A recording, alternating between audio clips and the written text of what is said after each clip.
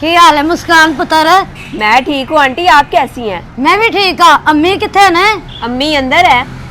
मैं तेरी मां ली मठियाई लेके आई हाँ। तेरे अंकल ने दुकान पा ली है। अच्छा, आ जाए आंटी। चलो।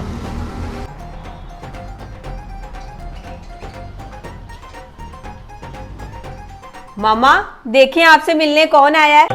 ओहो, अज ते साडे प्यारे हमसाए आए ने। आओ ही ना जी, बैठो। अस्सलाम वालेकुम। वालेकुम अस्सलाम। की हाल है हिना जी? शुक्र है अल्लाह दा। मैं भैन तेरे लिए मठियाई लेके आई हाँ। अच्छा, ऐस उम्र च खुशखबरी? नहीं था ना, मेरे बंदे ने नवा कारोबार शुरू किया है तो मैं तेरे लिए मिठाई लेके आई हाँ। अच्छा, बहुत बहुत मुबारक होवे। मैनू ए दस, तेरे बंदे दी दुकान दी ओपनिंग कदों है? कल ओदी दुकान दी ओपनिंग है। अच्छा, मैं ना तेरे बंदे लिए ढेर सारी दुआ भी करांगी। अल्लाह तेरे बंदे दा बिजनेस दिन दुगना रात चुगना करे। आमीन। नाले मेरी गाल सुन, कल ओपनिंग है, कल पहला गाहक तेरा मैं ही होवांगी।